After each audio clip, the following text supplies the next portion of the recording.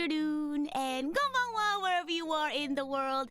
I'm Rita Kamishiro, and you're now listening to the comfiest corner of the internet, RKNGL Radio, where you can sit back, relax, and enjoy the company of me, all of the amazing archangels we have here today, and our wonderful guest, yippee! Woohoo! And if you don't know already, Kadabura is the magician trainee of V4Mirai's first generation. On her channel, you'll get to witness a variety of her amazing talents, which we'll talk about today, from singing and dancing to improv and stand-up. Plus, you recently celebrated your 3D debut as well, Abby. So if you want to get to know Abby more, you can hang out with her over on her YouTube channel and Twitter, and etc. I guess you could tell us more about that later. But without further ado, I'll go ahead and hand the reins off to you, our wonderful guest, to do a self-introduction. Go right ahead. Hi guys, I'm super excited to be here. Same. I'm so excited. I love Rita. Oh, stop. Her so great. I've been wanting to collab with her, so I'm like so excited that I'm here. I'm Abby Kadabura. I am a stand-up comedy VTuber. I am from V4Mirai's first generation chrysalis, as was previously stated, and I'm super excited to be here and have a little chatty chat. Me too. Oh my gosh, I see a lot of like your shorts and stuff. You are so like effortlessly funny, and I don't know if you would describe it as effortless or not, but I'm so excited to dive into like how you got into the world of comedy and stuff like that. But oh yeah, for sure. For those who've never heard of you before ever, if you had to describe yourself like in a nutshell, just one word, one phrase, what would it be? What's your charm point, if you will? Oh, like one word. Oh, or phrase, or sentence, paragraph. This is like not the best word to say, but try hard is like a big part. You're real for that, though. I'm very happy that you said effortless, because I try. Like, I want a lot of work behind the scenes. That seems just fun and light once it's like out there. But I'd say like I really care about a lot of the arts, and it's really hard to master each of the subjects. Yeah. So I feel like just working really, really hard. So, because I respect the arts a lot. Yeah. To give it its proper work and respect is like one of my biggest traits. Oh, well, I'm glad you mentioned that, because I feel like a lot of people think like try hard and like, oh my gosh, like why do you try so hard? I feel like generally people think that doing like less effort is like cooler or something, but I think it's really cool how people put in a lot of effort into things that they're really passionate about. So I'm really excited for people to see that today when we talk about, you know, your love for the fine arts. But before we dive into the meat and potatoes, do you want to talk about exciting stuff that's happening on your channel, things that have happened, or maybe projects that you're working on that you want to share or tease? Oh my gosh, yes! Wait. Give me one second. I'm going to share this, and that just made me think of this, because I'm starting a late night show with VTuber Mariyume, but it got leaked last week because she was on someone else's podcast. So I want them to be here for all the leaks. Oh, for sure.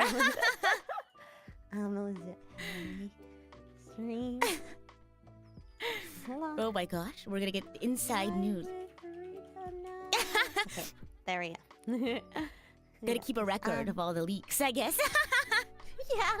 I'm like, if I'm gonna leak, one of them will notice, and then we'll tell the others at least. Oh my gosh, well, tell us about it then. So yeah, I was thinking, because my kind of goal with VTubing was I like a lot of things. I'm a dancer, singer. Oh, for sure. I act, of course, like a lot of things that VTubers often have a certain level of proficiency at. Oh, for sure. But I really wanted to bring comedy to VTubing. Oh my gosh. Because comedy training is way less accessible to most people. Mainly I'm from Brazil, so I know it's particularly like not really as much of a thing, except for maybe stand-up.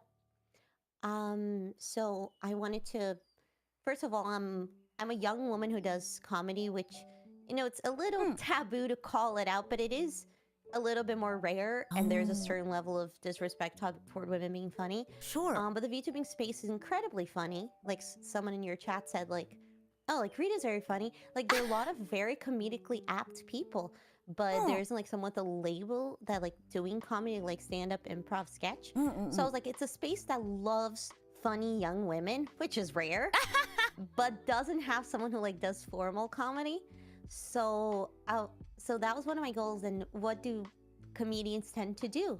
They often end up hosting a late night show. So I was like, felt like a nice way to like that I could do bits and different games and stuff that showcase comedy without it just being like clips of stand-up, sketches. Sure. Like it's a way to blend, like this show. I would say this show probably is a really good medium for fun bits and comedy too. So We do try to have our fun here. Oh my gosh, well, if you ever need I would yes, I would love I'll to put it have on more our fun. list right now. Oh my gosh, yes, please. Right there on the list. Oh my gosh, but I'm writing it down you right now. mentioned kind of while you jot this down. You mentioned about how it's a little bit of a taboo topic about how, women aren't as commonly, I guess, portrayed in the comedy space, or maybe aren't as perceived as funny as, I guess, their counterparts. But if you're comfortable with speaking on the subject, I'd love to hear about your experience or your thought on that subject. Yeah, I have one take on it, which is, so I do stand up. I do all these things live. I'm nowhere on the internet for that, but I'm also here. And as I've been trying to figure out how to like specifically do comedy, there are two things. The internet is not a space for good comedy. It's a space for comedy that'll do well, which oftentimes clips that do well are clips that will have some hate. So it's a little antithetical. Either you're really, really good where no one could deny that you're amazing, or you might even pick a clip or do some switches to make it a little worse than what you could do for like SEO, viability, comments. So there's that thing that I have to deal with while doing comedy in this space. Right. And the fact of like being called cringe. I've labeled myself as cringe to get it out of the way. Yeah. I don't actually really like being called cringe that much.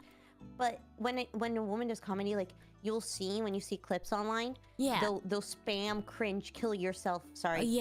No, you're fine. I hate you. Like a lot of hateful things. So if you just take on the title, it helps. Embrace it. But figuring that out, like you just have to weaponize the hate a little bit and tweak it. But as long as you have some control of like, I'm putting this out, and I know some people will hate me, they'll find me loud, they'll find me annoying, they'll hate that I made a poop joke. Like as long as you're taking control of it, and you're knowing like, I'm also milking the algorithm, I'm also doing this, then I think you can handle it more. Because it's gonna happen. Even if if the clip isn't perfect, you're gonna get hate. So you might as well milk the hate. No, for sure. You gotta find the positives in it, right? But when you mentioned you had this kind of like love-hate relationship with the word cringe, I totally get that, because on one hand, I think what's that whole idea of like cringe is dead, like we should do things that make us happy as long as we're not hurting other people, right? So I think to myself, like, what's wrong with being cringe? But at the same time, like, I feel like a lot of people use it in such like a hateful, spiteful way that it's kind of hard to embrace like being cringe. So I totally get what you mean there. Gosh. Yeah, I feel like the whole point, like both my 3D and my standard debut had the word cringe in the title. Where it's like, if you spam cringe, I go like, yeah, that's the point, baby. Yeah.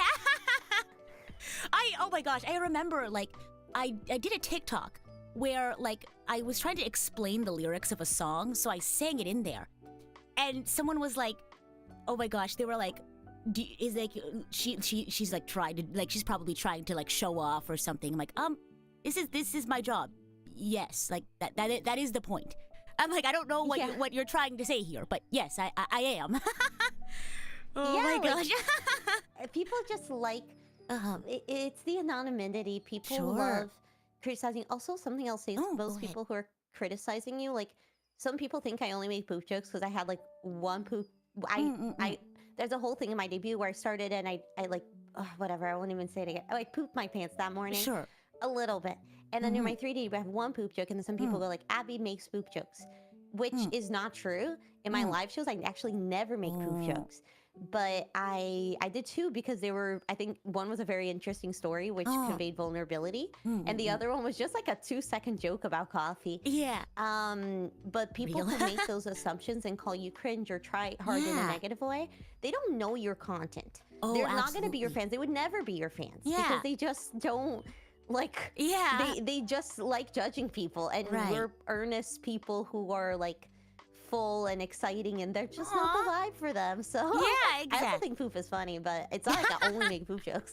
Right. Oh my gosh. And you also mentioned something earlier about how a lot of times good comedy is overshadowed by like hateful comedy or things that like get a lot of clicks or is like easy to consume. Because I feel like a lot of comedy has a lot of setup. Like I'll make jokes that have a lot of like, you know, referential stuff in it, or you kind of have to know the context. So it's really hard to kind of like, I don't know, make clips and stuff that are just a few seconds that people can like pick up right off the bat. So I don't know. When you mentioned that, I was like, oh, I get that. I relate to that. But you can weaponize that. Like oftentimes, you just gotta like get one clip. Like who's this one woman? There's this one woman with red hair who's kind of like in her 30s who makes a lot of like comedy videos. Who's very beautiful, but so I think people don't expect it of her. But I recently saw one of her shorts, which was her fake dubbing something. And people believed it, and other people thought that she was purposely trying to make you think that that was her voice. When the joke was that a lot of people do that, and it's kind of not caught. So, like, you can milk that. I think she does a really good job at, like, responsibly milking hate comments. You're gonna have people who believe she's actually doing, people who are hating on her, and then you're gonna have the people who actually follow her and get it and then defend her in the comments. So, you can wisely milk it. I haven't figured out how to do it yet, mainly us being corporate, like... For sure. I'm like, I don't want to bring so much hate. No, for sure. But if you do it wisely, you'll go viral constantly. And the people who get it, get it. Oh my gosh. The people who get it. Those who don't. Exactly, and that's their problem. Oh my gosh. Well, I know we kind of started off with some heavy, not heavy, but deep and intense topics. I'm going to pull back the layers a little bit. I want to know how you got into comedy. Like, what made you realize that you were good at it, or maybe you didn't, or you weren't good at it, but you really liked it and you got better at it. Tell us about it. Yeah, so I've been acting since I was like 3. I started taking acting classes very young because I try hard at everything. So I was like, okay, when I act, I'm gonna take classes. And because like I'm from Brazil and the arts aren't super established there, I studied a lot of directing and a lot of production, and just like would just put on things. It was before I spoke English, so I'd be my twin sister spoke English already. I didn't, so she would write things and I would be in it, but I didn't speak English, so I would be like aliens or something like that, just help her produce. And because we did it for a lot of like the American kids back in our hometown, because we were in like theater stuff with them, and yeah, and then I was like, okay, I gotta like really learn things properly so I can lead. But I liked like performing more than anything. And I ended up doing a lot of short comedies because those are easier to produce and like easier to just like more palatable. And I was like, okay, sorry. You're fine. Oh, it's too early. Yeah, I get that too. Oh God. Okay. And so I was like, okay, I like performing. I'm working really hard at this, and I'm doing mostly comedy. So at that point, I was like, okay, let's dive into comedy. So I first got into something called Commedia dell'arte. Oh, yeah. I know about that because of Genshin.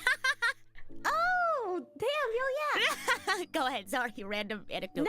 No, please do. I love you. I think you match my level of energy finally, so I love being with you. You can talk whenever. I will never be annoyed. Okay. I love it. I'm glad that me having random like anecdotal thoughts is matching your energy. I appreciate that. That's how I function. Yes, hell fucking yeah. Okay, sorry, I don't want to swear. Oh my God. Commedia dell'arte. Go ahead. But yes, Commedia dell'arte. So I started, it's more physical. So I studied that a lot of like different forms of world theater, like Peking opera. Some people ask me why you're learning Mandarin. That's why, because I really like Peking opera for a bit. Yeah. And then I was like, okay, then there's a form that's more theatrical comedy. And I was like, well, let's get into comedy. And then there were some classes I could take online from some of the best schools in the US from Brazil. So I started with that. I started mostly doing dramatic improvisation, which is you improvise to write. And then I went into actual comedic improvisation, but the first one helped because long form improv is actually, there's a plot and there's a lot of anchors, so it helped. And then I've been taking classes since. Wow. So sketch was probably the one I did the most. I wrote a lot of sketch. I always get some people that are famous now, but Wow. I can't say who they are. For 'cause sure. you'll Now trap. understandable. But I wrote a lot of sketch through the pandemic. I was like, just doing a lot of sketch, and improv just helps with your sketch. And then I was like, you know what? The culmination of all those skills is stand up right now. So yeah, it stemmed from that. Wow. So it was kind of just like a natural progression. There wasn't like sort of one big event that you were like, I'm going to do comedy. Well, no, not really, not particularly. But my sister did get into stand up before me, and I kind of do everything she does. But I have it easier because I can learn from her mistakes. Oh, for sure. So that's kind of helped me clock stand up. But also some nice mentors fell on my lap at points. So I was like, okay, you know, we're gonna milk it, like free education and comedy. Like, let's take it. Might as Let's try our well. best. Do you have any, stories or special teachers that for you were really impactful for your journey in learning about comedy? I have one who wasn't. Oh, so do tell. Wow. Very strong feelings there, I can tell. Yeah, no, I hate her. So I had an amazing a British theater teacher for a while who, changed my life for the best. Sure. But the next year, I had this one teacher, who's way less competent. Who it was kind of like just like a failed artist. It was very clear, and sucked in so many ways. And then she was like, "You will never be able to do the arts professionally. Like, harmonize with me right now, up a seventh." And I couldn't. I was like, I don't know how to do that. Like, I've been taking voice lessons since I was like 11. I was pretty young. But it wasn't like theory based. I wasn't good at that particular. What? It wasn't like theory based or anything. No, it was. I take a lot of music theory, but it's just like harmonies and stuff are a little hard for me to hear. Sure. So I worked a lot on just the technique itself. So it was just not a thing that I could do at the moment. I'd have to grind that specific skill. Right. And then she was like, "Yeah, you're never going to do the arts. Why do you think?" And I was very mad, but understandable. I don't talk about this too much. This is me. This is not me acting. I want to put it out there before I say this. But Sure. I'm a good actress. So I went, I think so. bitch. And I pulled out a monologue for her, and then she went, "Never mind. You can do this." And I was like, "Fuck!" Like, because I never thought that would work. It just felt like one of those fantasies where it's like, you show them off. But I feel like I was good enough to like shut her up, and then she helped me out after that. But I was like, okay. Like, you had your main character moment. I love that. I did, yeah. It felt good because I really didn't think she would ever admit. I thought even if she thought it was good, she wouldn't tell me. Wow. But so yeah, I was like, and it's nice because I've been doing it for so long. It's one of those things I can just pull out. Right. Like, I don't have to be actively working because I work way more on comedy now. But it's nice to be just like, you can just pull out whenever, and then like it's still there. Yeah. Oh my gosh. Well, what do they say? What doesn't kill you make you stronger? Yeah. Or oh kills my you, but, gosh. Well, I heard you mention throughout today, sketch comedy, improv comedy, stand-up comedy. For those who aren't familiar, can you describe to us, I guess, the difference between these kinds of comedy? Oh my god, yeah. Oh, you're so good. That's a good question. Thank you. Oh, you're so sweet. You're so sweet. Oh my gosh. So stand-up is particularly popular right now. You because of the clips. They're being very viral of crowd work comedy. Generally, stand-up is usually written over a very long time. You write a set, you perfect it, you tweak little things about the set over years, really. But with social media rising, there's a rise of crowd work comedy, which is basically improv with the comedy, with the audience. Okay. So those clips are pseudo comedy. It's like where improv comedy meets stand up, where you're just bantering with the audience off of like stories they're telling. Those are very hard to do. I bet. It's probably some of the hardest stuff, but oftentimes comedians who are not very funny and written stuff are actually very good at that. Ooh. So it's you'll find yourself, you can be good at one thing and bad at the others. Improv comedy, there are multiple schools. There's UCB, Second City, what do you mean by schools? Groundlings. So they're literally schools. They're based in like LA, Chicago, and New York, that teach this. And there's like the part of how I learned was through the UCB manual, because you can just buy that. Sure. Even if you're not taking the UCB classes. Oh, wow. And there's long form and short form. Okay. So long form involves like, it's a whole story. There are multiple ways to do it, but the way to think about it is basically like an improvised movie. The improvised short movie that is very funny. So it's very heightened. And the UCB one is game based. So you find one unusual thing, like someone is really into foreheads. Someone has a thing for foreheads, and you milk that in a scene.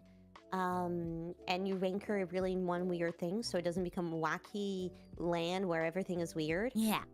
Is kind of how you do it. The short form is just jokes. So it's like a forehead walks into a bar and says like, I don't know, I want 5 heads, haha. Or goes up to a biddy and says, can you give me 5 heads? So it's like just short little jokes. Yeah. Those often are the most highbrow jokes. Okay. Joke. Yeah. Longer form, you milk like funnier bits because there's like a longer setup, more like stand up. And then sketch comedy is that, but written out. So it could be a sketch about someone who has a thing for foreheads. But it's written out, so it becomes way more polished. The thing about improv and like even stand-up crowd work is it's in the moment. So there's a lot of leave for it to be mediocre. You see with SNL, people don't accept mediocre sketch. If there's an SNL sketch that is mediocre, people hate it. Yeah, I've seen it. Or they don't. A lot of people like some pretty bad ones, but it's more polished. There's longer time, so you should clean it up much more thoroughly. Which that's why I like improv. Oh, so that's your favorite?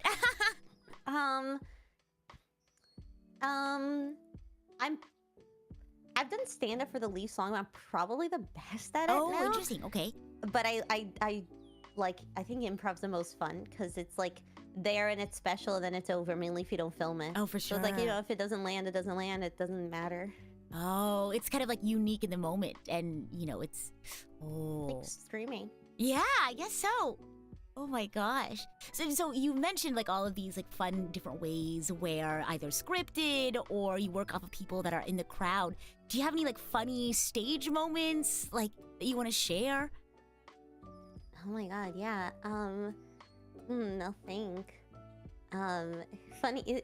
I can't think of the good ones. I think of the bad ones. What do you mean by bad? Well, as in I was doing an improv show. And there was someone who booed me. And then gave me the middle finger. What do you do with that? And I was just like, I don't know how to deal with this right now. And that's kind of the moment I was like, I gotta learn crowd work really well. For sure. And I have a short about it. Was like, it was their birthday, so they kind of thought they earned doing that. Interesting. Oh my gosh. Yeah, I didn't mention the middle finger there because I was like, it doesn't make him too unlikable. But yeah, so I had a lot of those, but I think I've learned to deal with it. I practice it a lot because I do a lot of shows. Yeah. So it's like, I had a show where someone did that again, and then I just started playing with that. I was like, okay, you're gonna love me with this next bit. And then I was just trying to win them over, then people really liked that. They thought it was likable. Yeah. So painting yourself as likable can really help. So then ultimately I won them over, and then we like high-fived, and I was like, finally, okay, let's end the show. Like, so yeah. It opened. I was like, okay, I gotta work on this. But yeah, it was super rude. People you're surprised because from the internet you expect it, but then when people in real life, it's like just like flip you off. You're like, I can see you. Like your face is here. Like you're gonna see and talk to people in this crowd potentially. But I think a lot of people who not just want to get into comedy, but maybe just want to do stuff on a stage, whether it's singing or acting, I think a lot of people get nervous that they don't know how to deal with stuff like that, like people being hateful or not maybe liking their work. Do you have any tips for folks maybe wanting to get into comedy or I guess arts in general, whether it's having to do with that specifically or just other general tips that you have? Yeah, I would say be humble. Like, I think a lot of people fight combatively when people do that. Like, maybe your joke wasn't funny. You know what I mean? Yeah. Like, I think just confidence should come from a place of humbleness, not of cockiness. Sure, absolutely. So, like, yeah, that joke sucked, right? Yeah. But then you play with them about that. Like, what did that upset you because of this thing or something? And then that's when you got to be really good at crowd work then, to just discuss it with them. Because it's like a comedy.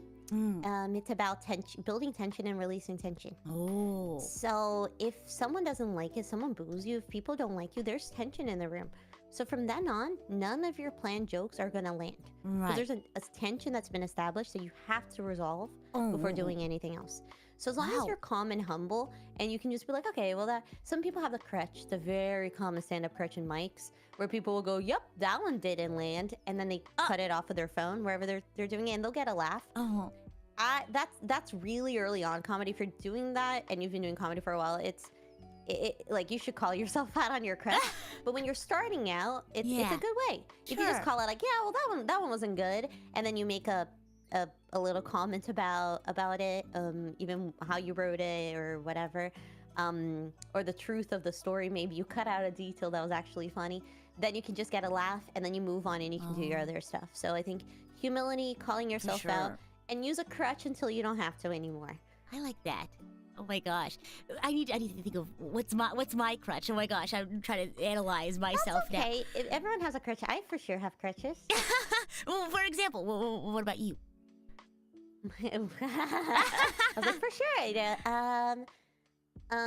I laugh at my own jokes. Oh, because if you look like you're having fun, people will have fun with you. Yeah, that's fair. So that's a crutch. I'm trying to think of what mine is. Now I'm going to just analyze myself all the time. But wonderful pieces of advice, I think. I'd love to hear if you want to think about it for a second. I mean, oh my gosh, maybe your chat even knows, but it's okay. Oh, I feel like my chat would know better than I do.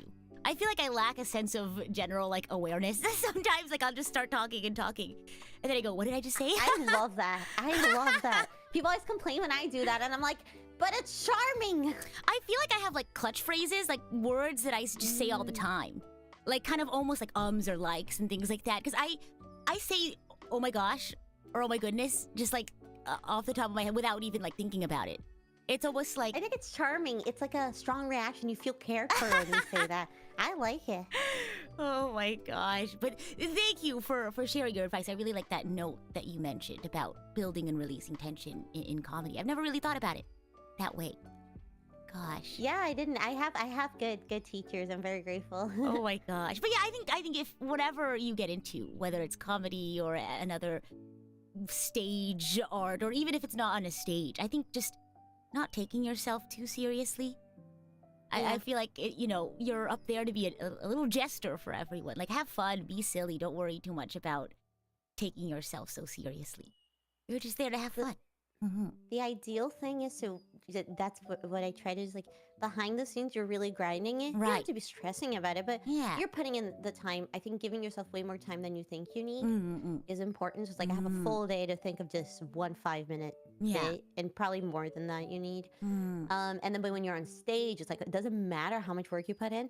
Have fun. If you have to drop it all the material, if you enjoy yourself, because otherwise you're going to be miserable, and then people will see that you're miserable, and that creates tension. So have fun, and don't let the work show you. Exactly. Oh my gosh. And somebody mentioned this a lot earlier, but the fact that you put in a lot of effort and a lot of work, but you make it seem so effortless, is such a fantastic skill. So talented. It's hard. I think I would say looking back on my debuts, even the 3D one, which I got to do way more comedy. I do wish, because sometimes I purposely show, I'll talk too much, or I'll kind of show that it took me a lot to do it, because that helped me before, because sometimes people will call you out. I have a really bad memory, and I've been called out a lot during classes and stuff. I'm why can't you remember this? Aren't you focused? So I've kind of learn to show that I'm trying really hard. Yeah. But that's a huge turnoff. So I do want to really work on that. It doesn't matter if people think that I'm crappy and I'm not focused and I'm not trying.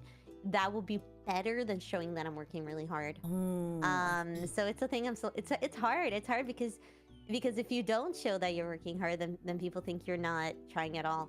Right. So and then they'll see you as less than for that reason, and it hurts when you work so hard. Right. But it's okay. I mean, you just gotta do so much. That's what I tip. Do so much, and you don't care about one thing failing. Oh my gosh. Well, I loved hearing your thoughts about comedy and your journey in comedy. Somebody asked though, if anyone else has any questions about comedy that you want to ask Abby. Someone said they'd love to hear your thoughts on comedy and media. I guess the state of comedy and media and what makes it work or fall flat. That's like media and like social media.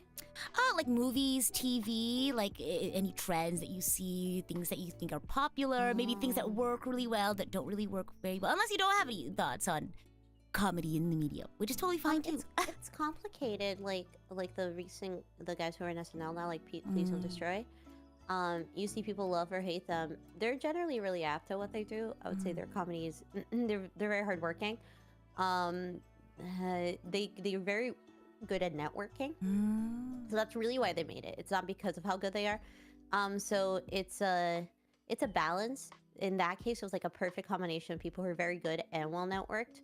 But you'll see a lot of people who are well networked and worse. And it just has to do with what you appeal to. Like, there's a huge criticism of like Adam Sandler and like how his movies, he doesn't try as hard as he could because he's a very funny guy, but he'll just like kind of get his friends and do a mediocre script for the money, because he'll make more money by getting his friends to do a mediocre script than doing just himself a better script.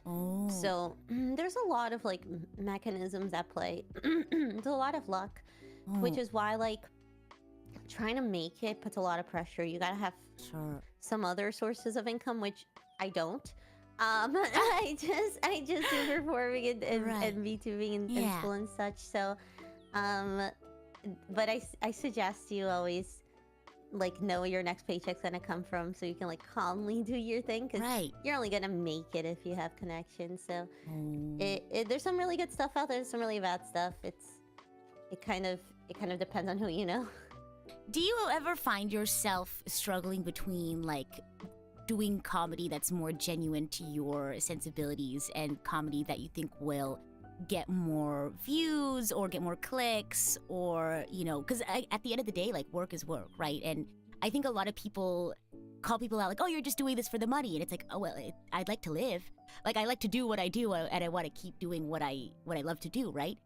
Do you ever find yourself struggling between those dualities, I guess? Yeah, for sure. I think there's a very like, I would say my shorts, right? My shorts are pseudo stand-up, but they're not polished.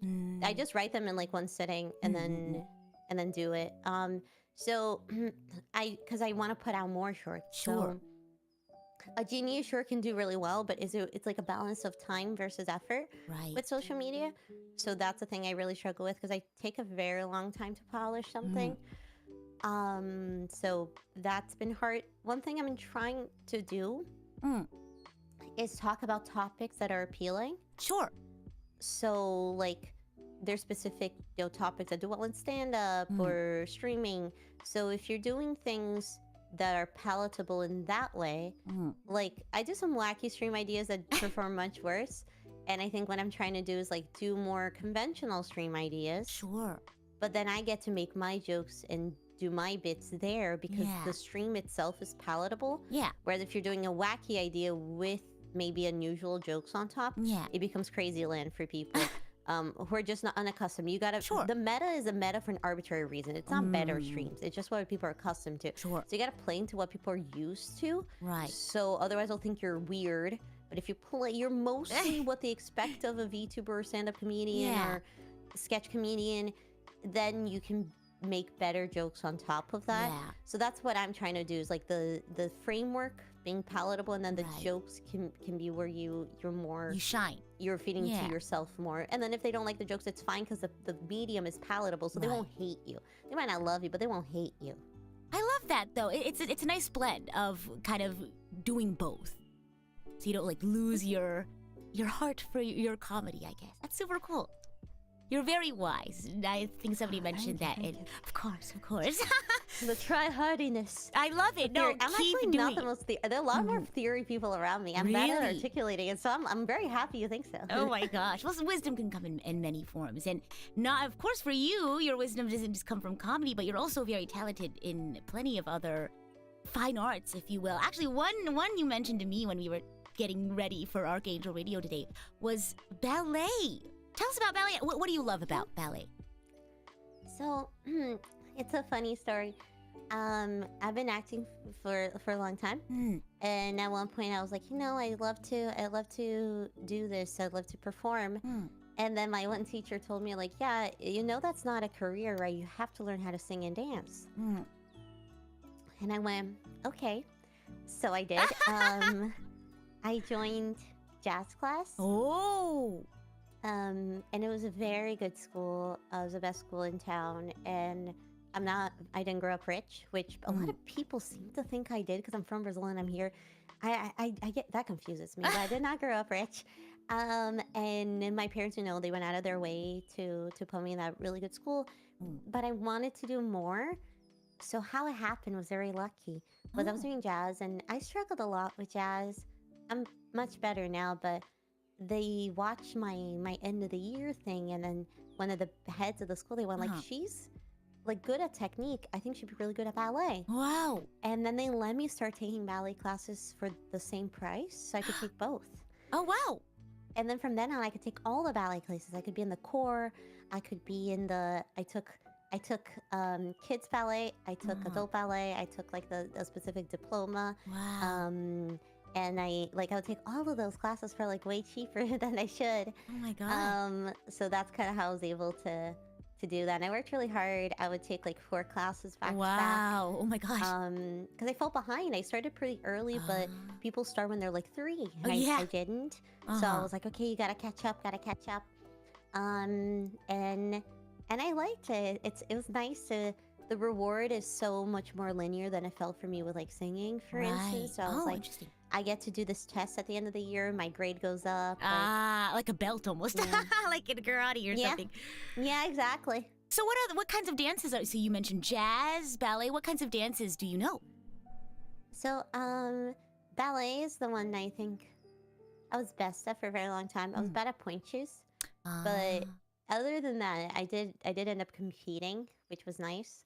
Wow. And then jazz, I took a lot of, and then I ended up taking some tap dance and some hip hop as well. Oh, hip hop! I'm probably the worst at, but the good thing about hip hop education was that I got to learn like the actual like from the like people who are like in the culture of hip hop. So for sure, absolutely. That was nice. I got to learn like I'm bad at it, but in terms of historically, it felt like it was fun. Wow. I think that's how, like, I feel like should be a really important part of arts education, I think. Learning about, like, the history of art and how it's grown and where it stems from. That's so cool. Yeah. Oh, my God. Someone asked K-pop. Yes, I have taken K-pop dance. Oh, wow. K-pop is actually not too hard. I think if I grinded it out, I could become a really good K-pop dancer. Do you want to do a K-pop dance cover with me? I would, yeah, actually. Oh my gosh! Speaking of, I guess, duo dances, then, do you know any like partner dances? I actually do. Oh my gosh! What's your favorite kind of partner dance?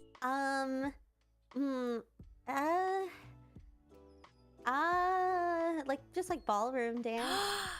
We should. Oh my gosh! I was gonna say I would love to do a partner dance with you, but are you a lead or a follow?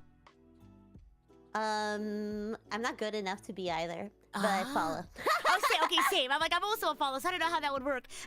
We can figure it out. I took him out for too long. I took some tango and different styles of ballroom, but oh my god, I could unbrush it. We should totally do like a I'll waltz brush it or off. something. That'd be so fun.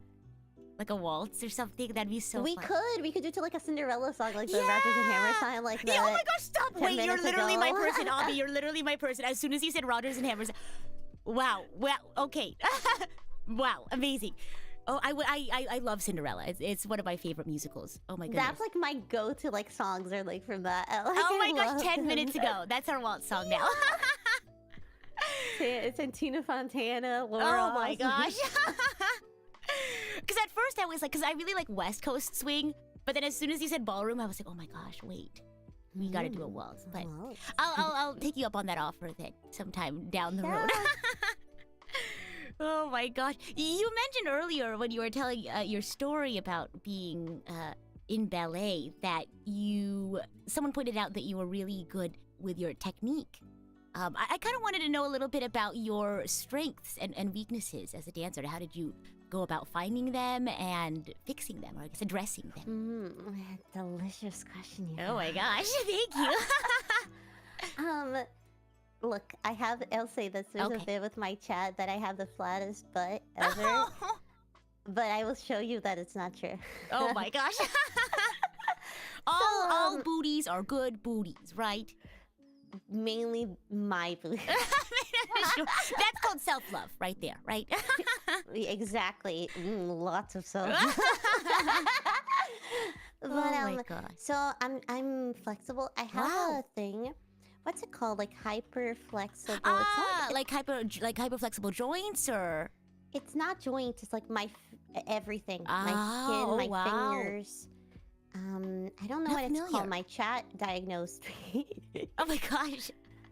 But I have a thing where some people ask me if I've lost weight. My skin is firm, but it pulls. So it's not waddling. But if you tug on it, it actually pulls a lot. And my fingers. I showed you my hand cams. I can show later today. I have like I have a video on Twitter if I can find it. I'll send it. Yeah. Like my finger bends back all the way. Like the finger can touch the palm. What? Yeah. So I'm lucky. I also did gymnastics before I did dance. Oh wow. So I was pretty good at gymnastics, and so I worked on my flexibility a lot, and I'm predisposed to being flexible. So my flexibility for sure, like out of all the ballerinas, like I'm more flexible than the best ballerina. So it helped me, just have me do a leg there, and it looks cool. It's my crutch. It's my flexibility. And I also am very light on top, but all my weight and muscles in my bottom half. So my legs are disproportionately strong to my upper body. Oh, I feel that. So leaps. So I was very good at leaps. I call like little quick allegros. Very, very good at those. So yeah, high jumps and leaps and quick little footwork that involves jumping, because my flexibility and that's pretty genetic. Like so your flexibility actually hinges upon certain muscles being strong. You're more flexible if certain muscles are better in your bottom half. Like lifting up your leg actually involves muscles, not just stretching them, but also strength. So yeah, so I was lucky to have a set of muscles that's good for leaping and flexibility. Wow. So as you mentioned, you were predisposed to being flexible. So did it take a lot of like work to get there, or are you kind of just like, oh look, I'm flexible, and it's something that you kind of like maintain? It did not take work, is the thing. Sure. But I have taught dance. Oh, okay. So I can tell you what it takes to get there. Do even tell. Though I didn't have to. So I learned what it took other people. So. Oh, what does it take to be flexible? So I mean, of course, it's constant training. Right. But it's like a lot of people stretch with tension. So it's about like releasing that tension as you're stretching. Like your head often holds a lot of tension when you're stretching, and to make sure like you release into it, you breathe and relax. You don't have to. Stretching should not be a static activity, it should be a mobile activity. Sure. So if you're stretching, you should be going into it, going out, going into it, going out. Like stretch sequences you see in dance classes are very useful. More so than I'm going to hold my legs like this for an hour. That's way less useful than like going into movement, because then your muscles stay warm. And would the static ones be more, I guess, like dangerous? Like, is there a way to practice stretching incorrectly? Yeah, they could be dangerous. It's not. I mean, it depends on your body. Sure. But if you're really young, you're most likely fine. But if you're older, yeah, for sure, making sure you're moving around. I think hot yoga is a thing. I've never done it, but maybe that will help you. It's the hot yoga, for those who don't know. I think it's like you do yoga, but like the room is really warm. Not sure. The cool thing about yoga, I did take yoga for a little bit, is it works a lot of muscles you don't think about for stability. So I don't know this, but I would think that yoga would work the muscles you need to be flexible as well. Because going to the gym, I don't think is it. I mean, maybe. I'll say this explicitly. Your butt really helps you with the flexibility of your leg. So if you're looking at like hip flexor mobility, and all of that, I would say making sure you're getting your squats bros. If you're just working out your arms, I would get those squats in. For sure. And going till failure if you're trying to go to the gym. A lot of people are not. You don't have to go to failure, but if you want to just quickly work your booty and your flexibility, just go till failure. Yeah, push the limit. Oh. Yeah. Oh my gosh. Well, I'll keep that in mind. I want to do more, like, I want to get better at dancing. I think flexibility is something I could always work on. So I'll keep that in mind. You can always message me, send me a video, be like, why am I doing this that well? And I'll be like, yeah, this is why. My teacher, you're now my teacher. Mm-hmm. Well, go on. No, I was just saying, I'm looking forward to being your student. Sometimes I'm not very apt at things, but because I grinded them for a while, I understand the base techniques. So you're probably a better dancer than me. No, I don't think so about that. I'm rather rusty. I've been focusing more on comedy, but I can always just because if I'm giving it to it does not mean that I can do it better. right. Better, easier said than done, as they say. Gosh. Exactly. Do you do teaching for like comedy or for your other talents as well, singing, acting? I taught at my ballet school a little bit. Oh. So that's why I got to teach dance. That's so cool. But other than that, I don't teach anything. I like being how do you call it? I like being, I guess, the talent. I like being the young talent. Like I like being nurtured. Yeah. I don't think I'm at a place where I'm ready to nurture others yet. Right. I think I'd be very insecure because I'm still so insecure about my own skills. I think I have to be at a place where I either don't care if I'm not perfect, or but yeah, not yet. Some people are made for it though. Maybe you are. Some people are so gifted at teaching, and I'm like, gosh, I feel like teaching is its own skill because a lot of people assume if you're really good at something, you'd be a good teacher, but I don't think that's the case. I think it's a separate skill in and of itself. I agree. It's so hard. So I love your background. Oh my gosh, thank you. It was a gift. My background? Yeah. For the RKNGLs. Oh my gosh. And kind of stepping back, by the way, you mentioned like you've done like acting in addition to dancing. Have you done that like both together combined, or do you do acting separately from dancing? I've done all of it. Oh, like all of it together all at once? Wow. Yeah, I prefer Shakespeare over and like Russian plays, all of that. I prefer that. I prefer either like pretty serious stuff or comedy. I did end up learning how to sing and dance out of need. Oh, really? I did love ballet, but it's just because my teacher was like, "You got it," and I was like, "Okay." So I feel less passionate about that. But I still do it, which is why, like, I'll still, there might be a song coming out this month, and there might be a song coming out later on. I might be working, because I've got the skills and I do enjoy them. Yeah. But just comedy is separately I enjoy more, but I've done it all, yeah. Wow. What sorts of, you mentioned, like, you've done comedy, you've done Shakespeare. What other sorts of acting have you done? Most things. Oh, wow. Film, the plays, the musicals, dramas. Chekhov for a while was like my thing. So yeah, most things you can think of. Film acting is fun because you get it done quickly. Oh, for sure.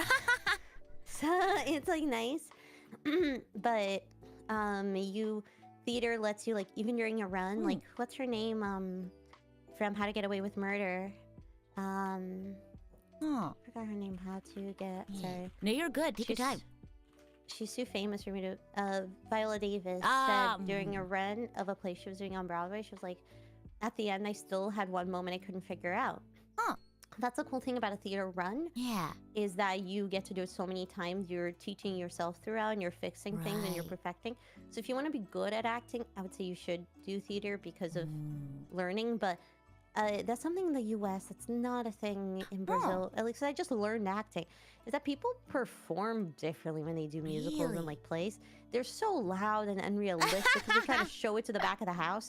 I just learned how to act. Yeah, and I'm being louder and moving a little bigger. I'm not. There's like a weird pseudo acting that you see even like on big stages in the U.S. Yeah, which is a little strange. I think the acting is the same, but theater just gives you more reps. Is how I think of it.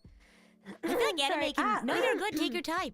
If you need, you can grab some water. But you mentioned I like, do. if you want, you can go ahead and take some water. We're just being cozy. We're being nice. No, and I do chill. have some. Oh, you do have. I don't know what it is with my voice. Oh my gosh! And first, let me take a moment to say thank you so much for joining us. I know it's morning time, so I know for a lot of people, most people stream at night. So thank you so much for joining us. I really appreciate Oh having my god, no problem. Thank you. I love being here. I'm having the you. greatest time Yay! of my I'm life. glad. So am I. I don't know if you could tell. Yay! Oh my gosh! But you mentioned how like acting in the U.S. or at least stage acting is so like out there and so loud, and I feel like it's very similar with like anime too. Because I. Uh-oh. My chat's gonna make fun of me for this, but I've been playing Xenoblade recently, and what I really like about it is that the voice acting is so, like, not anime.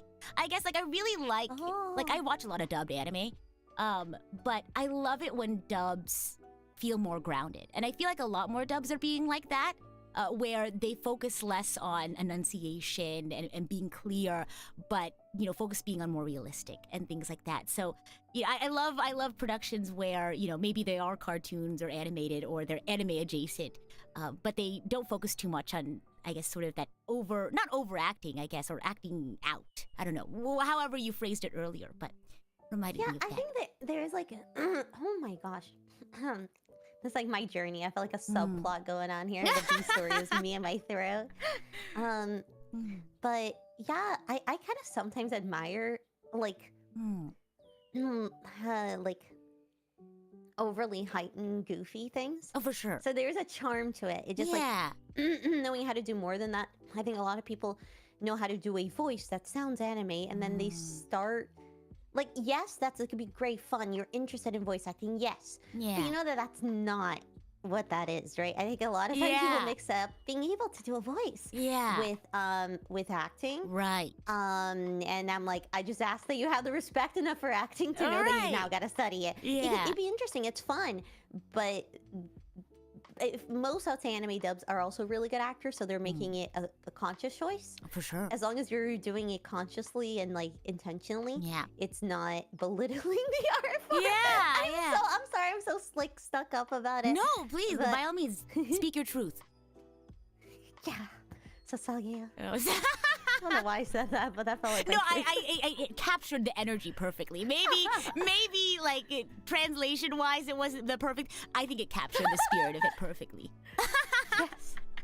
Oh my gosh. No, but I get that. I feel like a lot of people think like, oh yeah, I can do an impression of, I don't know, Tanjiro from Demon Slayer. But it's like, there's a lot more to acting than that. You really have to like understand the person's motivations. You gotta know what they would do in a certain situation and things like that, which is why I think if you ever want to go into voice acting, this is at least the advice that I've been given as someone who does want to not just go into voice acting, but I think acting is such an admirable art form. At least one for me. I think all art forms are beautiful, but you have to try other kinds of acting too.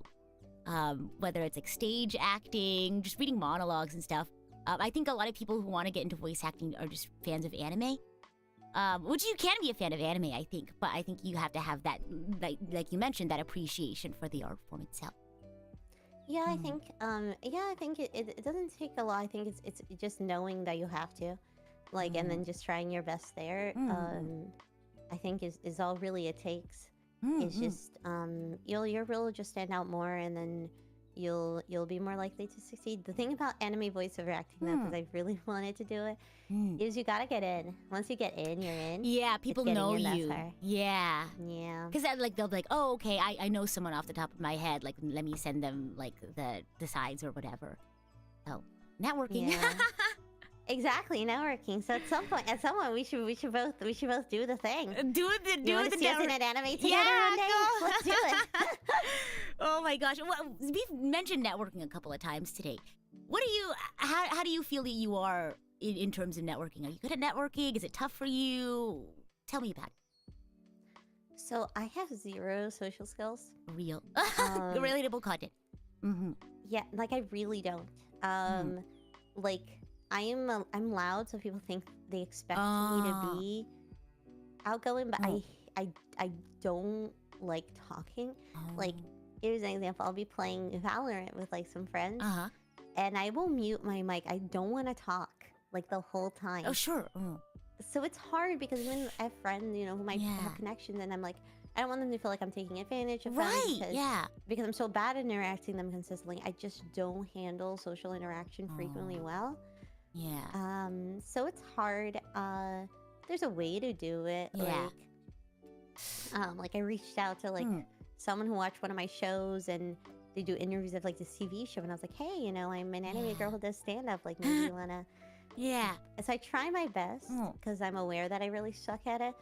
But it's easier if it's like, oh, I just did a show, I'm talking to people. It's hard if it's like keeping up with people. And like going to you got to see their stuff. You got to make sure you're supporting them. Yeah. Because it means a lot when someone goes to like support your stuff. Of course, yeah. But it just takes a toll on me because if I'm going to watch someone's thing, it means I can't stream that day probably because I'll be too socially drained. Absolutely. So it's super hard for me to do it because I'm and people don't expect it of me. So I think it seems meaner than if I was just an overall quiet person. Yeah. It's so tough. I feel like people think that like I don't know. It's almost like a special skill you have to have, right? Because people think like, oh, you're being disingenuous because like you think like, oh, I have to do this. But it's like if I do something like social or I want to go out and support someone, I want it to be meaningful. You know what I mean? So I don't want it to just be willy-nilly. I get how you feel because I think I'm a very not good at networking. I'm a very social person, I think. I'm a very extroverted, but I think being a good networker is a special kind of extroversion. Because I think for me, I use this visual called horizontal and vertical, like extrovert. I consider myself a vertical extrovert in that I like to get to know a few people really well. For me, that doesn't drain my social battery as much. What drains my battery, though, is that horizontal extroversion, where you get to know more people, but maybe not as well as you would as a vertical extrovert, if that makes sense. To me, that's like draining to my social battery. And it's not that I don't want to meet other people. It's just that it's draining to my energy. Does that make sense? Yeah, no, that I can understand. I'm sure I know some people like that. You just really like care about digging. It's like a case study on every one of your friends. Like you want to know them really deeply. But just meeting new people is just the dynamics of new folks around you is hard. No, you're good. I think being social, the state of being social, is such an interesting topic because I think a lot of people, you know, assume that like, oh, you don't want to get to know people. It's like, no, I care about people and I want to see them do well. It's just that I don't have as much energy to maybe like go out and support every single thing that they're doing, right? Because that is like that is hidden labor. That's emotional labor, and people don't understand how much energy that takes to check in on someone, see what they're doing, get caught up in everything. So I don't know. I feel like people equate. We're gonna go on a tangent now. I think people equate being friendly or being friends with someone as always knowing what they're doing, but I think people devalue the idea of just like I support this person from, you know, like I just know that like I support you and I want good things to be coming your way, I guess, but not being able to put in that emotional labor for everyone. Does that make sense? Yeah, I think so. I think it doesn't mean a lot. Just say someone who performs, like if someone's like, oh my god, I checked out your stream, that was so funny. Like I'm like, oh my god, that means so much. So I'm coming to your show, which is like, I don't really do bringers, which is a form of stand-up show where you have to bring people to do it. Oh, interesting. I just do shows. Bringers are the easiest form of show you can get, but it's unpleasant to have to ask your friends to come. But when people do come, it's like, oh my gosh, like it's so sweet. But I guess like, you don't have to come. It means a lot when you do. I know I can name one specific person. Like always goes to everything I do, and she's so great. And I feel like I have to be more grateful to her because she'll go to everything. Aww, that's so sweet. She specifically said she didn't like musicals, and she would still go see all my musicals. And I'm like, sweet. Damn, I know you hate this, but okay. Oh my gosh! But to kind of wrap up that section, networking is tough, and just don't forget to be genuine. I guess. Yeah. But before we wrap up, finally today, I guess, I wanted to ask about one more, I guess, artistic talent you have, about singing, because you're a singer as well. I wanted to ask, what are your favorite genres to sing? What sort of song performances do you like to do? So I've been trained mostly in like operettas and like musical theater and stuff. Because I'm a super high soprano. But recently, and that's my chat seems to think I'm an alto, because right before debut, I realized people tend to not like, they don't dislike my singing, but it's not very pop. So it's not what you expect of singing. Sure. So I started working really hard on my belt. Wow. So because they caught me during my belt phase, which means I'm only singing things that require belt, that's where just my voice has been living right now. Sure. So when I sing during stream, it's very low. It's like lower than my speaking voice because that's like what I'm working on. Right. But I started to get really into rock because the way rock belt works is really cool. Is really fun for my voice to do. So I'm not really a poppy belt person. I like the of rock. Right. So that's where I found my belt. I'm sure I'll learn at some point to do something else, but for now, rock has been super fun. Rock has your heart right now. What about you? Oh my gosh, favorite genres to sing. Oh my gosh, I guess I really like R&B. Ooh, yeah, my bandmate does a lot of R&B. Yeah, I think that's just where I kind of started to learn how to sing. That's kind of like when I first started my musical journey. I think I was just surrounded by a lot of R&B. So I feel like that's just kind of like the singing genre that I'm comfortable with. But I like pop. I love musical theater, all that stuff. But I think R&B is probably one of the cool ones I like to sing. R&B is fun, yeah. Oh my gosh. Dang. How about you? What inspires you to sing? Kind of like what, I guess, kicked off your singing journey? So I have a very unique timbre that's pretty uncommon, like a dramatic, like high soprano. So my voice has a lot of weight to it, which is why I can sing lower notes as well. And I think it comes from actually in Portuguese, you enunciate lower. English is, I would argue, is more nasal. So I'm actually more in my mask when I speak English. I'm more in my chest when I speak Portuguese. So I think because of that, I have this timbre to my voice that is more chesty and feels alto-ish, but so I have a very particular voice. So it was just kind of what suited it. So I've sung every high song in like the musical theater operetta canon that there is. Oh wow! Name a high song, it's in my book because it's what suited my voice. And I think that was a huge mistake. I think my teacher should have taught me belting first. Because belting has helped all of my singing now. It anchors my breath better.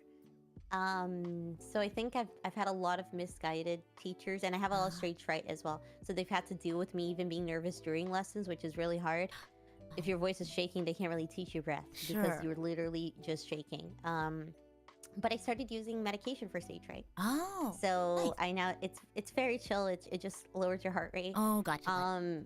And that's changed my voice journey because now I can take it even before singing class and actually learn how to breathe properly. Yeah, I've had a lot, but it was whatever suited my voice, and now I get to be whatever I enjoy. And I love Paramore, for instance. Oh my gosh! Oh my gosh! Same.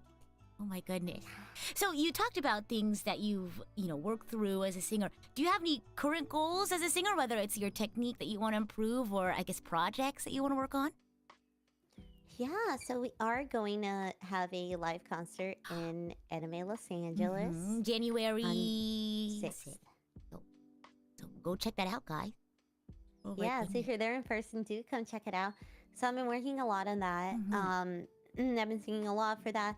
Learning how to sing in Japanese, which is not something exciting! I've really done. Yeah, and I've always been super careful because I don't want to be disrespectful and just sing whatever. Right. I think part of the journey has been accepting that it's not going to sound as it should sometimes. Right. And being okay with it. Like, I'm still trying my best. I'm still paying attention, still listening closely. But because of the time constraints, it will not be perfect. Sure. And I think it is not disrespectful because I'm putting in the time and care to it. Right. I think previously I was very scared that I'd be like cringe and disrespectful. But I think I've overcome that. So that for sure. I tweak a lot with my technique, so I'm learning the songs and I'm like, will I go nasal on this one? Will I go full on belt on this one? Will I go like pull back super my voice to blend? It's hard because we are practicing distinctly, and then we're all gonna come together to sing. Oh, I see. So at that point, I can't really change it, but I hope our techniques align. We're trying to send each other audios. Right. Oh wow! What do you mean by having your techniques aligned? Like breathing at the same time, or having the same sort of like delivery in how you sing? Well, it's more style. Like there's the the best I can say is like there's a lot of songs you can like anime style songs that you can put up in your nose. Okay. Yeah. And that gives you more pitch and stability, but it gives you a cute sound.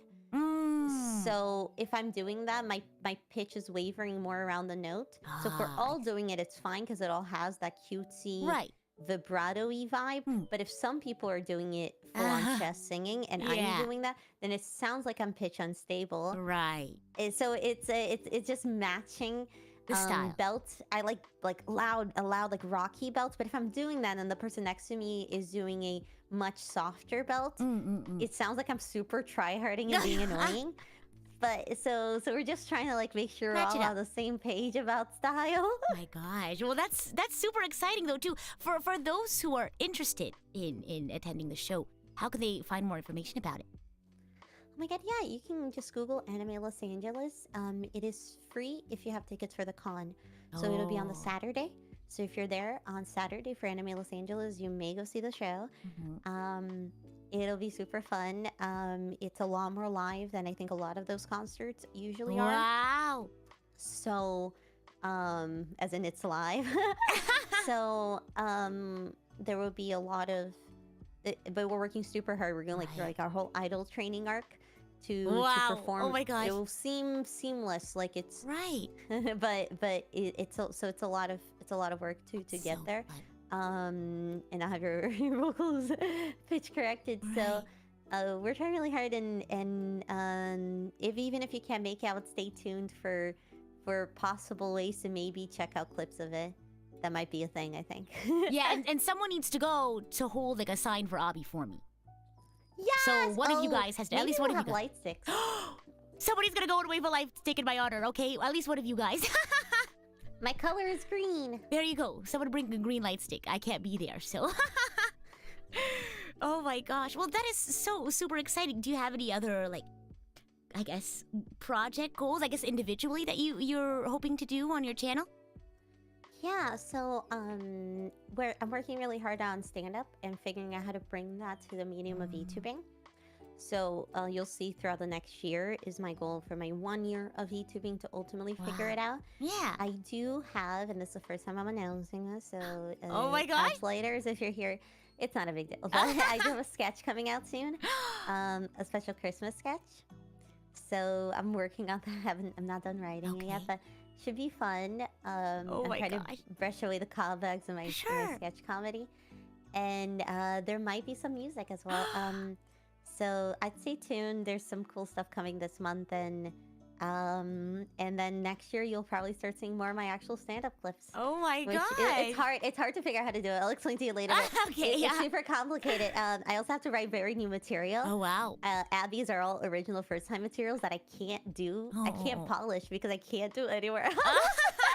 So it's a skill to learn how to polish on your own without an audience.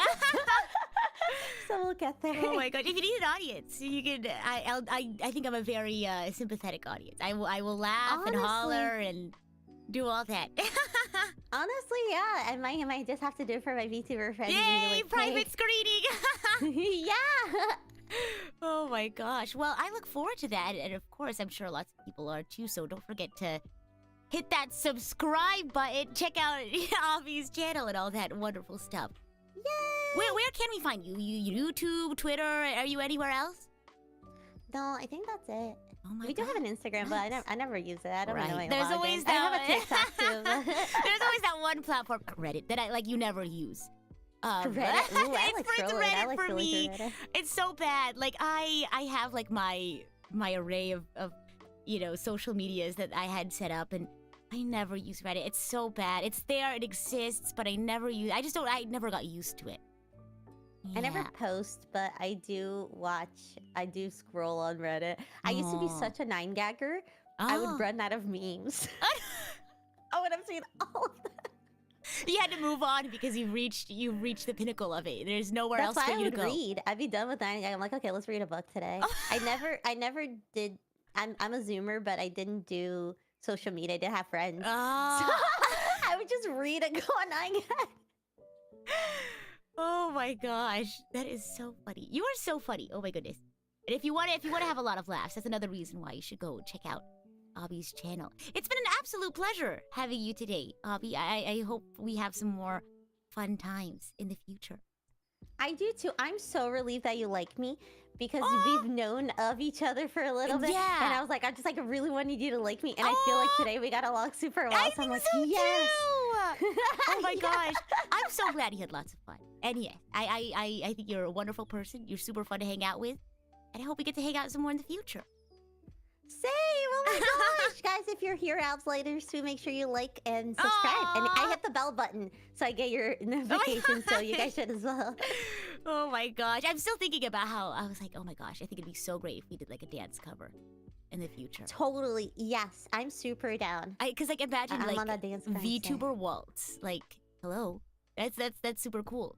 I feel like you see a lot of like idol dances and stuff, but imagine we just have like these really cool outfits and we're in a ballroom. And do you have a favorite waltz song? I don't, but if you do, I'm down to do that. The one that's been stuck in my head recently is because of Genshin. It's the Shostakovich Waltz No. 2, because there's a soundtrack in Genshin that sounds very familiar to that, and I haven't been able to get it out of my head.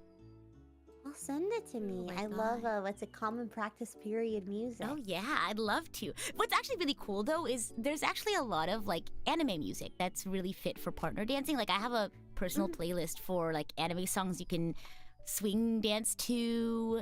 And Swing is so fun. Yeah, Swing so might be my favorite. I think my favorite anime song to West Coast swing to is Flyers from Death Parade, or is that what it's called?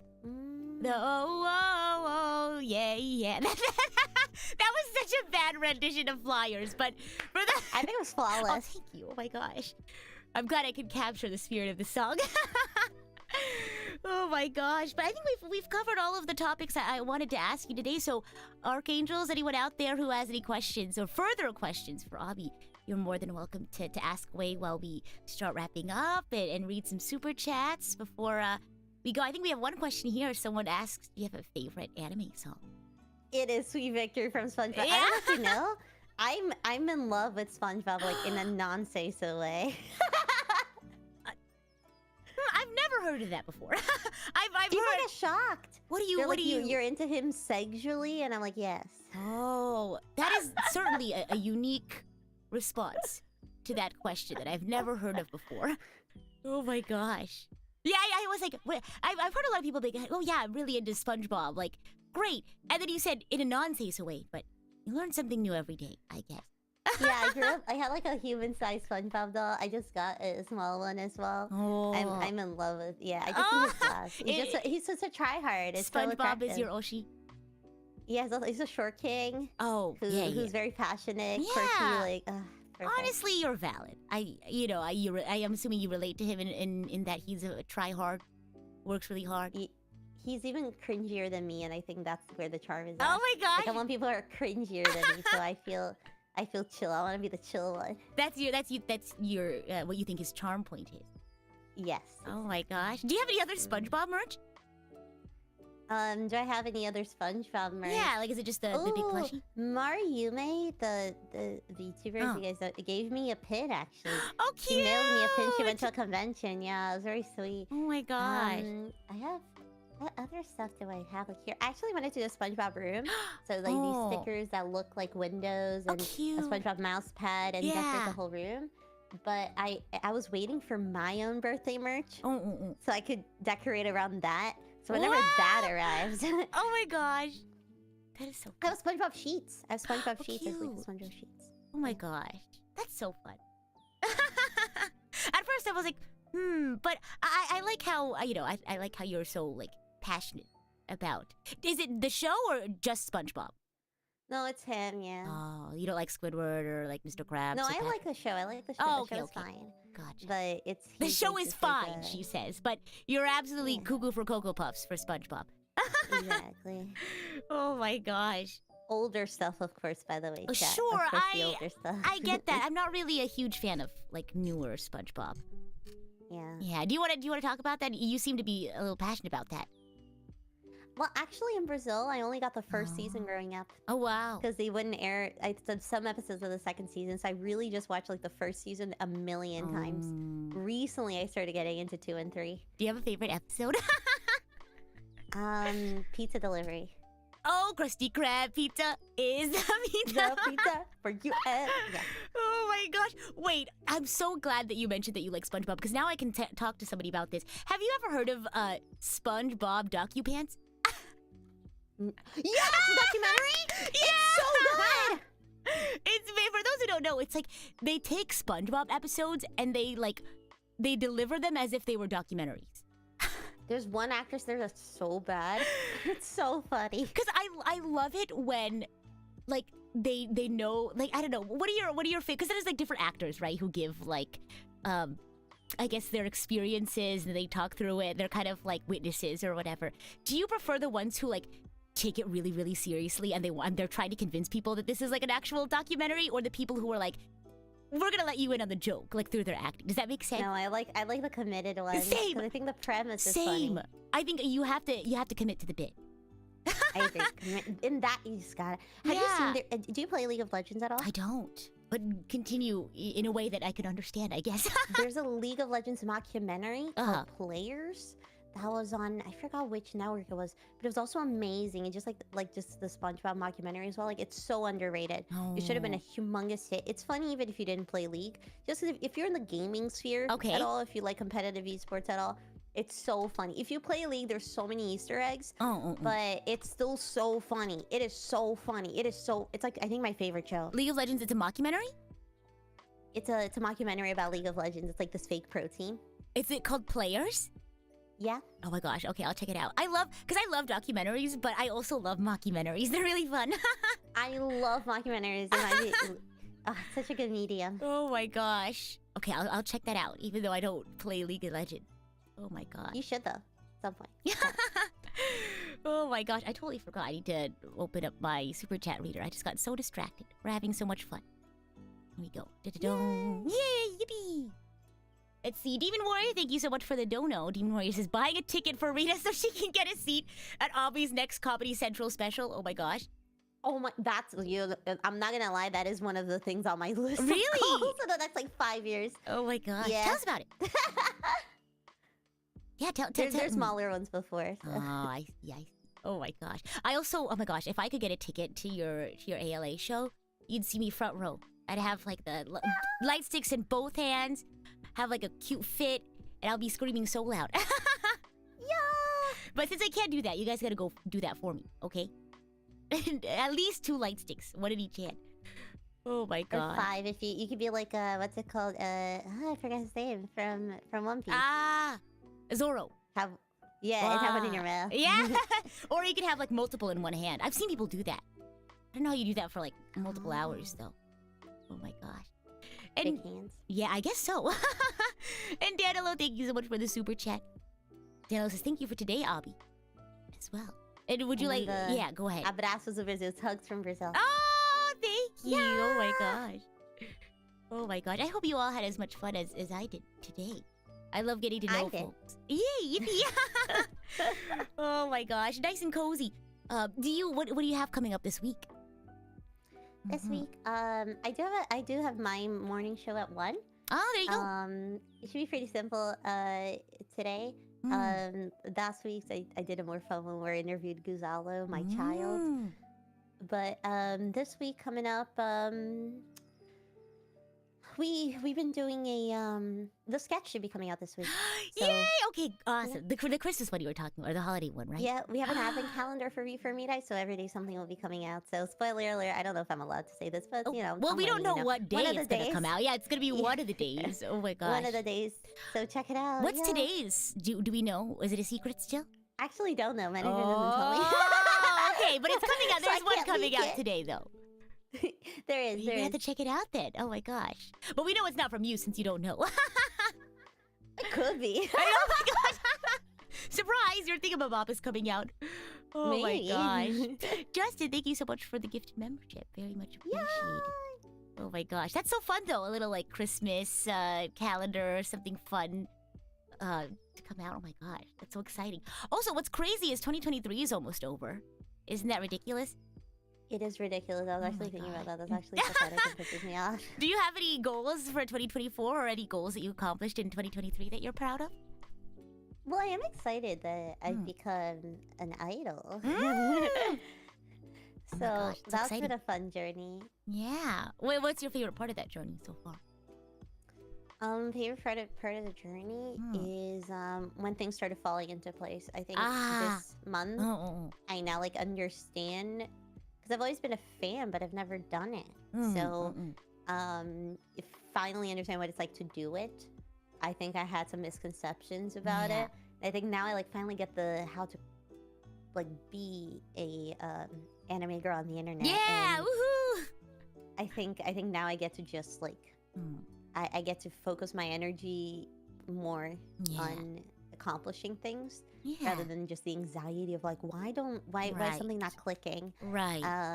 So that's fun. It's more like muscle memory now almost, right? What about you? Goals? Oh my gosh. See, I usually do like an end of the year like stream where I kind of like write everything down because my brain is so scrambled. I have to write things down or else they don't exist. Like I'm very, I stick to my Google Calendar. If it doesn't exist on there, it doesn't exist at all. But I don't know. I kind of just want to try new things, learn new things, do bigger and better things, and keep doing what I love. So I know that's kind of I usually do year themes rather than goals. I find that doing a year theme, guides my... Like Yuri on Ice? Yeah. Do you watch a YouTuber called CGP Grey, perhaps? Do you know of a YouTuber? A YouTuber like that? He talked about how like a lot of people set goals and like get disappointed when they don't meet them exactly. And so that's where I got the idea of putting a theme together. So it's like I don't have a specific like number that I have to hit. Like I have to go to the gym a certain number of times a month or whatever.